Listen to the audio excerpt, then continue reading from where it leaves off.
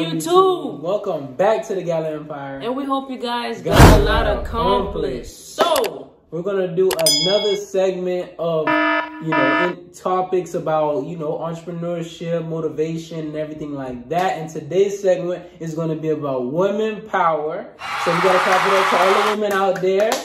Yes, got to give them the support. But if you love content like this and you love what we do, please don't forget to like, comment, subscribe. Guys, one more time. Subscribe to the channel. We are on the road to 1,600 subscribers. And we want to get to 2,000 really fast, as we can. So subscribe to the channel. Don't forget to check out our website, www.thegalaempire.com. We recently launched last week, guys. So, without further ado, let's get into it. Let's do it. All right, guys, we're about to get right into what we about to ask first. So, first question is about woman power. And what do you feel like is the biggest challenge in entrepreneurship as a woman? Woo! Biggest challenge in entrepreneurship as a woman. Okay, so first things first, we are in a coaching industry.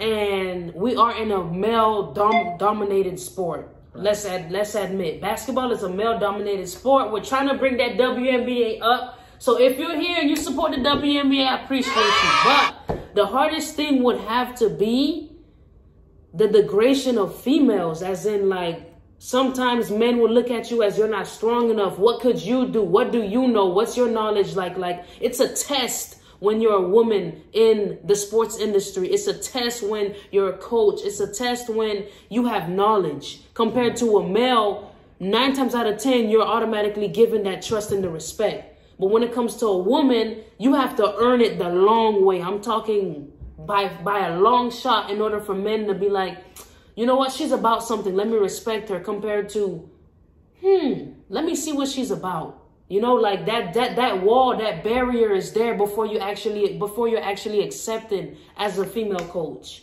I would say that's the hardest thing about being a woman in a male-dominated sport. Yeah, I do agree, and I feel like it is going to change. It is changing. We are seeing more women in the work field. We are seeing more women with like managerial positions and being able to be on top. So it's going to happen over time, definitely, where that mutual respect is going to be there with pay and everything. So, like, we just got to keep putting this into the culture. Yes. All right, guys, number 2. What you got? Question number 2, guys. Here it is. Which part of the business, we sell shoes and we basketball trainers, gives you the most impact in your life, and why? It would have to be training. Training gives me the most impact because I get to meet so many people. Even though I look friendly, but it's like, it's a barrier there. It's a barrier there. If you meet me in person, you would understand, but I'm a very friendly person, and it's like meeting new people, talking to new people, and like me being an anxious person, it actually helps me out when it comes to actually understanding that other people are similar to me. And you can relate to other people if you actually put your foot out there, if you actually help somebody, share some knowledge. You never know who you could meet, what type of conversation could come out, what you can learn. So I would honestly feel like being on the training side, it impacts me the most because I'm able to connect with people on a different level. They're able to see who I am, understand me for me. You're able to see who I am as a partner, as a business partner. And so definitely training, because the shoe thing is just sell and go. Right. But training, definitely you have to break it down, give some conversation. Me and you have to do videos, and we get to connect on a different level with things we like about the sport, things we don't. It really allows you to open up. It does. And another thing I would add to that is just the simple fact that, like, I understand that I know people will be in the conversation. You can communicate and connect with people on the selling level as well on their shoes. But I know that like we said, you do have to put in more effort and time, like when you come into the basketball side. So I do agree. All right, we're getting deep into it, guys. We're in question number 3. We only have 4 questions, so this is the second to last question. So here it is. What is the biggest advice you would give to any woman to be the best version of herself in her industry? Well, the best advice I would give in order for you to become the best in your industry is, honestly, find who you feel like you can look up to. Find who you feel like can lead you, if that makes sense. Because he does a great job at leading me, at pushing me, at motivating me, at telling me stop doubting myself. He does a good job of being in my corner and making sure that I learn the things that he's learning. I can implement the things he's implementing, and he tries to make me on the same level as him. No difference. He's never like, I want to be on the top. I want to be the dominant one. He always want to make sure that it's equal. And so if you're not able to find somebody that's on that level that can lead you in order to get you to that level, I would honestly say study from afar the people who you feel like is on that level, because that is what's going to make you become successful. That's what's going to allow you to see what you're lacking, what you're good at, what you're not so good at. It's going to allow you to see yourself from a different perspective. You really have to look at yourself in a different perspective and actually hold yourself accountable for the things that you are not good at. Because I'm good at telling myself I'm not good at this, or I could be better at that. And he's good at telling me that the honest truth as well. So being around people who could actually lead you, and being around people who could actually push you and motivate you to become even better than them, is what you should be around. Wow. I think.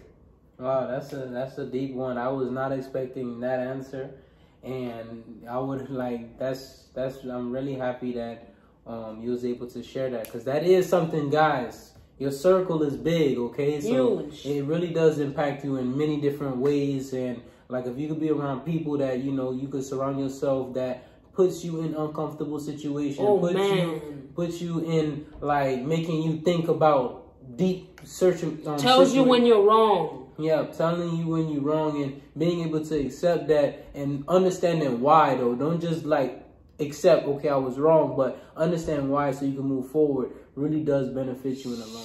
All right, guys, the last question. Hope you guys really enjoying the video so far. If you're watching this far, please don't forget to like, comment, subscribe to the channel, guys. Subscribe to the channel. We are on the road to 2,000 subscribers. So. Yes, and also check out our Instagram at GalaKicks, at GalaTraining, and let us know you're coming from YouTube. If you love this advice, DM us and everything, and we'll definitely talk in the comment section. Yes, and if you have any topics you want to hear us talk about, drop it down below. Yes, please drop it. But let's get right into the last question.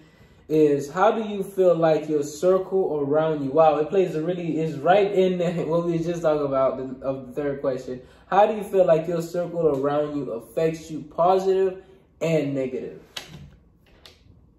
Whew, okay, circle around you. Firstly, positive.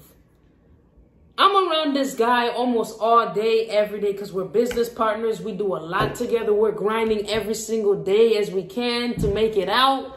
But I would honestly say he positively affects me, motivates me, like I was mentioning, motivates me, making sure that I don't doubt myself, making sure that I'm the best version of myself that I can be each and every single day. So I would feel like positively. What was the question one more time?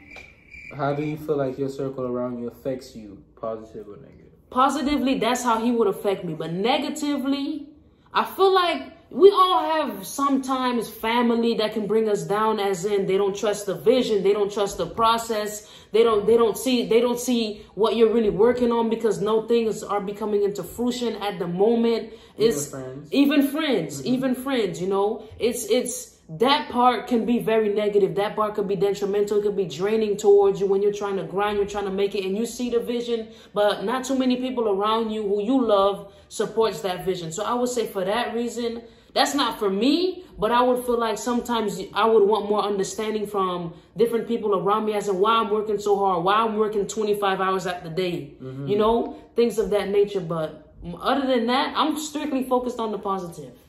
That's big. That's really big. Hey, I get to pick one question I want you to ask. So I want you to answer. That's the last one I want you to answer really quick. So how do I feel like your circle around you affects you and negative? Yes. That's a big one. That is a big one, because I really feel like on the positive aspect, you know, society overall leans towards negative than positive on the news or on anything. So it's like, if you could find little things positive out your day, even if you're having a bad day, on finding something positive out of that, that motivates you, that gives you that drive, that gives you to keep going. Like, it's worth it, you know. And like, overall, man or female, like, when you feel like you done or you feel like you can't go no more, always think about how far you come, because I even tend to forget like all of the good things and how far I came in my journey. So like, I really would say stay stuck on the positive, and when it comes to the negative, being able to analyze the negative and being able to actually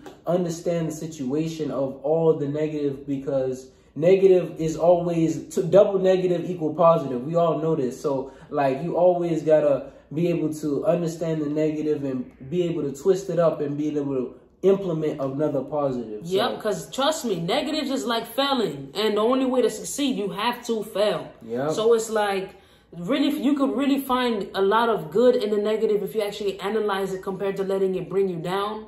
But that's a whole nother topic. Right. That's a whole nother topic. So if you guys enjoyed this type of content, please don't forget to comment down below other video ideas you would love to see from us like this. Let us know if you guys are feeling these segments. We do like them, and we will continue to drop them. But we want your feedback on it. But we hope you guys got a lot accomplished. We'll see you in the next video.